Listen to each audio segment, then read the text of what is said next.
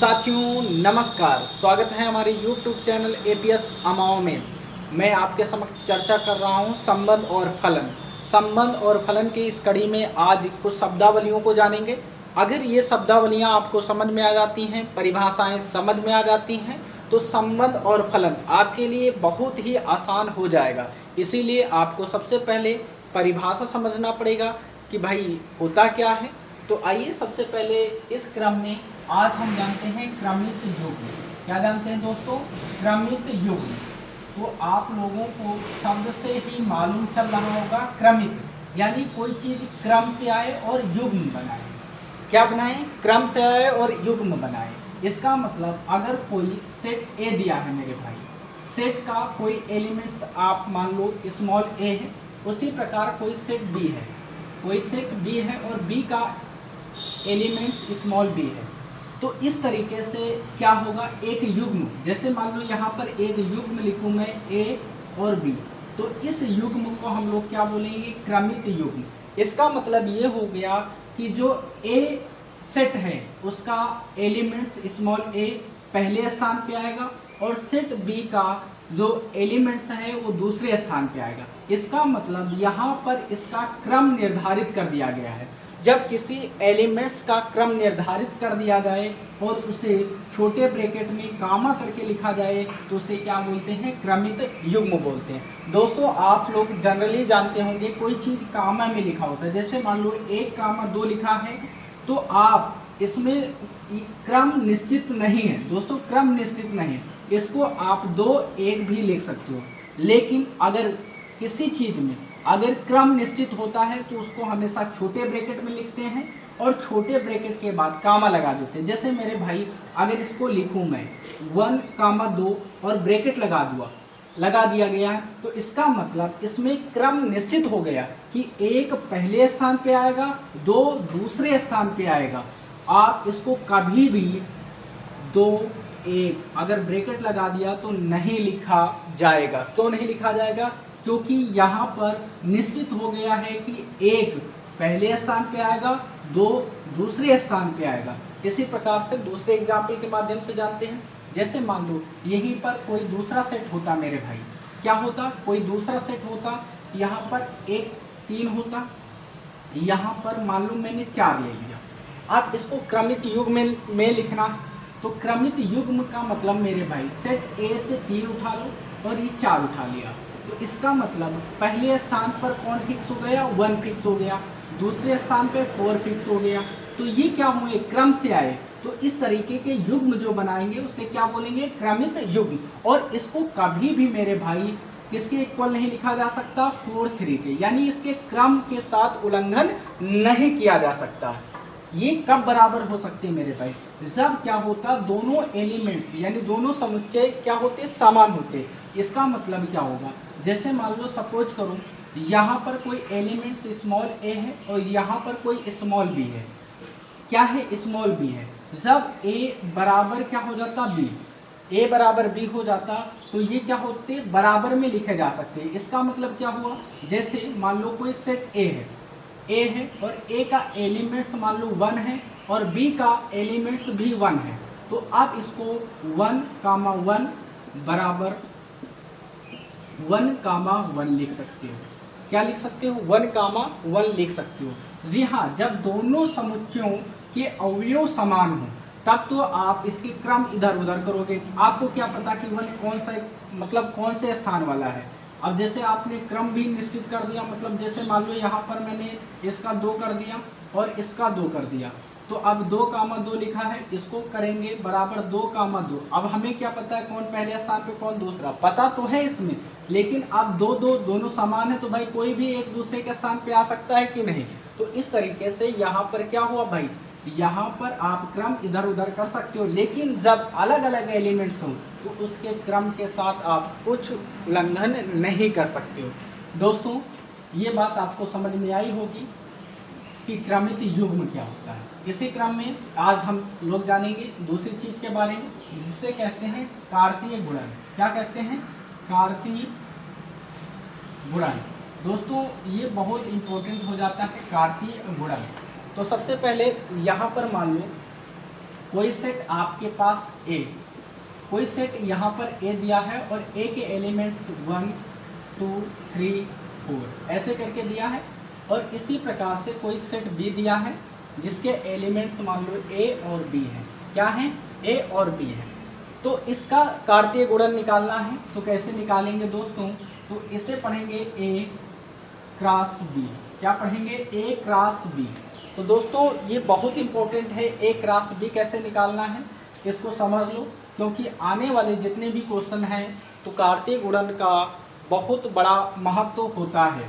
तो आइए समझते हैं ए क्रॉस बी। तो अब यहाँ पर क्या होगा, जैसे मान लो यहाँ का पहला एलिमेंट 1 है, तो 1 का पहले दोनों एलिमेंट के साथ मल्टीप्लाई, और आर्डर का आप लोग बहुत अच्छे से ध्यान रखना। अगर यहाँ पर मैं करूँ तो इसका मतलब 1 का ए के साथ होगा, तो पहले स्थान पे 1 आएगा फिर ए, यानी क्रम निश्चित है मेरे भाई।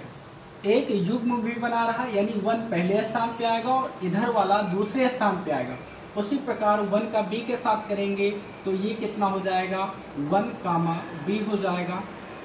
और फिर इसी प्रकार से 2 को उठा लो, यानी इसका मतलब 2a, और इसी प्रकार से 2b हो जाएगा। अब अगले की बात कर लेते हैं। यहीं पर आ जाएगा आपका कितना? 3a, और उसके बाद दूसरे ब्रैकेट में क्या आएगा? 3b। आई होप कि समझ पा रहे होंगे आप चीज़ों को। इसके बाद 4 में आ जाते हैं, यानी 4 कामा a आ जाएगा। उसी प्रकार से 4 कामा b आ जाएगा। आई होप कि ये बातें आपको समझ में आ रही होंगी। देखो सबसे पहले करना क्या है, 1 का a के साथ यानी 1a आ गया, उसी प्रकार 1 का b के साथ 1b हो गया। उसी प्रकार से दूसरे एलिमेंट का पहले a के साथ यानी 2a हो गया। उसी प्रकार से पहले दूसरे एलिमेंट्स का इससे दूसरे एलिमेंट के साथ 2b हो गया, और इसी प्रकार से तीसरे का क्या हो गया? 3a। उसी प्रकार से 3b, यहाँ पर 4a, और क्या हो गया? 4b हो गया। अगर इसको आप लोग देखो, इसमें एलिमेंट्स की संख्या कितनी है, कितने युग्म आए, तो आप देख सकते हो 1 2 3 4 5 6 7 8। तो इन युग्मों को जानने के लिए आप जल्दी से करना क्या है, नंबर्स ऑफ एलिमेंट्स इसके गिन लेना और नंबर्स ऑफ एलिमेंट्स इसके गिन लेना, और दोनों का मल्टीप्लाई आपका ए क्रॉस बी के युग्मों की संख्या को प्रदर्शित करेगा। जी हाँ, यहाँ पे आप देखो कितने एलिमेंट्स हैं? 4 एलिमेंट्स हैं, और उसी प्रकार से इसमें कितने एलिमेंट्स हैं? 2। इस तरीके से 4 दूनी 8, यानी इसका जब हम इन दोनों सेटों का कार्तीय गुणन करेंगे उसमें जो आपका जितने भी एलिमेंट्स यानी युग्म आएंगे, कार्तीय युग्म आएंगे, उनकी संख्या कितनी होगी? 8 होगी। आई होप कि ये बात आपको समझ में आ रही होगी। जैसे मान लो यहाँ पर एक चीज़ मैं और आपको बताना चाहता हूँ। जैसे मान लो यहाँ पर हमको b क्रॉस a निकालना होता। क्या निकालना होता दोस्तों? b cross a। तो सबसे पहले हम b वाले सेट को पहले लिखते हैं, यहाँ पर a और b लिख लेंगे, और उसी प्रकार से इस सेट में हम क्या लिखेंगे? दूसरे सेट में लिखेंगे 1 2 3 4। तो अब आपको पता होगा कि जब भी हम कार्तीय गुणन निकालते हैं तो इसका मतलब इसमें पहला एलिमेंट्स a का इन सब के साथ होगा। जी हाँ, अब पहले स्थान पे कौन आने वाला है? a आने वाला है, क्योंकि आपने पढ़ा था इससे पहले क्रमित युग्म। क्या पढ़ा था दोस्तों? क्रमित युग्म। जो आप इसमें एलिमेंट्स आने वाले हैं वो एक क्रम से आने वाले हैं, यानी इसका मतलब क्या हुआ? आइए समझाते हैं आपको। यहाँ पर अगर हम लोग निकालेंगे तो इसका मतलब a कामा 1 हो जाएगा, a comma 1, a comma 2, a comma 3, a कामा 4, ये चीज़ आ गई। अब b से कर लेते हैं, b में करेंगे तो b कामा 1, आगे b कामा 2, b कामा 3 और b कामा 4। ये आपका क्या हो जाएगा? b क्रॉस a हो जाएगा। आप देख पा रहे होंगे इसमें युग्मों की संख्या कितनी है? 1 2 3 4 5 6 7 8। इसका मतलब इसमें कितने एलिमेंट्स हैं? एलिमेंट्स नंबर कितने हैं? 2 हैं। इसमें एलिमेंट्स के कितने नंबर्स हैं भैया? 4। दोनों का मल्टीप्लाई कर लो, 8 आ रहे हैं कि नहीं आ रहे हैं? आ रहे हैं। तो इसका मतलब क्या हुआ? इसका मतलब ये हुआ कि अगर हम डायरेक्ट इसके एलिमेंट्स को गिने और इसके एलिमेंट्स को गिने और दोनों का मल्टीप्लाई कर दें, तो इस तरीके से जो कार्तीय गुणन आएगा वो क्या होगा? वो क्या होगा? किसको दिखा रहा होगा? जो इसमें आए होंगे क्रमित युग्म कि जितने भी अवयव होंगे उनकी संख्या को ये प्रदर्शित कर रहा होगा। अब यहाँ पर आप लोग गौर से देखो, क्या A क्रॉस B, क्या B क्रॉस A के बराबर है? तो आप कहेंगे कतई नहीं है, कभी भी नहीं है। तो इसका मतलब ये हुआ कि यहाँ से आपको जानकारी होनी चाहिए A क्रॉस B कभी भी बराबर नहीं हो सकता है B क्रॉस A के। किसके बराबर नहीं हो सकता? A क्रॉस B कभी भी B क्रॉस A के बराबर नहीं हो सकता है। उसी प्रकार से एक बात और समझ लेनी चाहिए, जैसे मान लो आपको मैंने बताया था सबसे पहले, अगर कोई रिक्त समुच्चय है, कोई रिक्त समुच्चय है और एक आरिक्त समुच्चय है। क्या है? आरिक्त समुच्चय है, एक रिक्त समुच्चय है, एक आरिक्त समुच्चय है, और इनका अगर कार्शियन प्रोडक्ट निकाला जाए, कार्शियन प्रोडक्ट का मतलब क्या होता है? कार्तीय गुणन। तो हमेशा कैसा मिलेगा हमें? कैसा मिलेगा मेरे भाई? हमेशा फिर जो मिलेगा वो रिक्त, कैसा मिलेगा? रिक्त कार्तीय गुणन मिलेगा। जैसे A cross B equal to क्या मिलेगा? फिर रिक्त मिलेगा। इसका मान कितना मिलेगा? रिक्त। रिक्त का मतलब क्या होगा? उसमें एलिमेंट्स आप कुछ भी नहीं होगा। जैसे मान लो मेरे भाई, एग्जाम्पल के माध्यम से चीज़ों को अच्छे से समझाने का प्रयास करते हैं। जैसे मान लो यहाँ पर मैं आपको समझाना चाहता हूँ, एक मिनट। जैसे मान लो यहाँ पर कोई सेट A दिया है, सेट A के एलिमेंट्स 1 2 3 4 ले लिया, और इसी प्रकार मैंने सेट B एम्प्टी ले लिया। एम्प्टी का मतलब क्या होगा? रिक्त। रिक्त में बीच में कोई भी अवयव नहीं आता है। तो अगर इसका हम A क्रॉस B निकालें तो इस तरीके से इसका जो कार्शियन प्रोडक्ट आएगा वो रिक्त आएगा। कैसा आएगा? रिक्त आएगा। तो इसका मतलब क्या हुआ कि A क्रॉस B रिक्त तभी होगा जब या तो A क्या हो?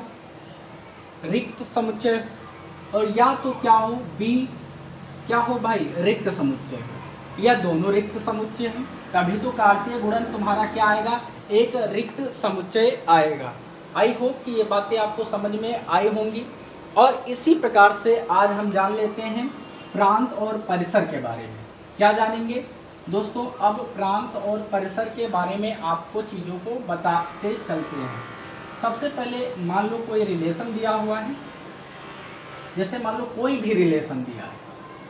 अगर आपको कोई रिलेशन दिया है मेरे भाई, जैसे मान लो 1 2 3 4 5 6 कुछ भी दिया है, तो आपको यहाँ पर समझना पड़ेगा कि प्रांत क्या होता है और परिसर क्या होता है। तो सबसे पहले प्रांत, अगर प्रांत की बात करें मेरे भाई, तो प्रांत का मतलब क्या होता है? जो आपका पहले एलिमेंट्स होंगे, पहले स्थान पे होगा। जैसे 1 हो गया, 3 हो गया, 5 हो गया, यानी जो पहले को दर्शा रहे होंगे, पहले क्रम पे आ रहे होंगे। जैसे इसमें 1 आ रहा है, इसमें 3 आ रहा है, इसमें 5 आ रहा है। तो प्रांत क्या दिखाएगा? पहले वाले घटकों को दिखाएगा। यहाँ पर मान लो 1 है, यहाँ पर कितना है? 3 है, यहाँ पर कितना है? 5 है। कितना है? 5 है दोस्तों। तो ये क्या कहलाएगा? ये क्या कहलाएगा? प्रांत कहलाएगा। इसका मतलब प्रथम जो संबंध होगा क्या होगा? संबंध के प्रथम घटक क्या होंगे तुम्हारे? प्रांत होंगे। देखो संबंध के प्रथम घटक 1 है, यहाँ से प्रथम घटक क्या है? 3 है, यहाँ से प्रथम घटक कितना है? 5। तो आपका प्रांत क्या हो जाएगा? 1 3 5। और इसी के बाद प्रांत के बारे में बात हो चुकी है, तो अब बात करते हैं परिसर के बारे में। तो प्रांत और परिसर आपको जानना अति आवश्यक है। तो परिसर आपका क्या होगा? द्वितीय घटकों का समूह हो जाएगा। यानी इसका मतलब यहाँ पर 2 4 और 6 ये क्या हो जाएगा? परिसर हो जाएगा। आई होप कि आप लोगों ने प्रांत और परिसर के बारे में जान लिया होगा। एक और एग्जाम्पल के माध्यम से आपको प्रांत और परिसर को एकदम क्लियर करे दे रहे हैं।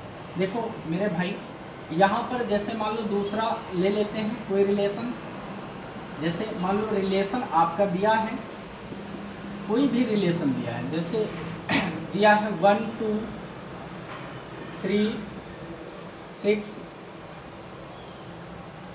1 8, ये दिया है आपको। तो यहाँ पर आपको प्रांत निकालने के लिए बोलेगा। तो प्रांत क्या है और परिसर क्या है? तो प्रांत में मेरे भाई क्या होगा, प्रथम घटकों का जितने भी प्रथम घटक होंगे वही क्या कहलाता है, प्रांत कहलाता है। प्रथम घटक 1 हो जाएगा और यहाँ से कितना हो जाएगा 3, यहाँ से फिर 1 आ रहा है। तो आपको पता है कोई भी चीज़ समुच्चय में लिखा जाता है तो रिपीट नंबर नहीं होना चाहिए। 1 आ चुका है तो 1 हो चुका है, यहाँ पर लिख भी चुके हैं। इसके बाद 3 होगा, फिर हम 1 काउंट नहीं करेंगे दोस्तों। यानी इस तरीके से आपका ये क्या निकल आया, प्रांत निकल आया। और अगर परिसर की बात करें दोस्तों, तो परिसर निकालते हैं तो परिसर कैसे निकलेगा, सेकेंड घटकों का जो जितने भी सेकेंड घटक होंगे वो क्या कहलाएंगे, परिसर कहलाएंगे। तो यहाँ से 2 6 8, ये क्या होगा आपका, ये होगा परिसर। आई होप कि आपको प्रांत और परिसर अच्छे से समझ में आए होंगे। तो फिर मिलते हैं नेक्स्ट वीडियो में, तब तक के लिए जय हिंद जय भारत दोस्तों।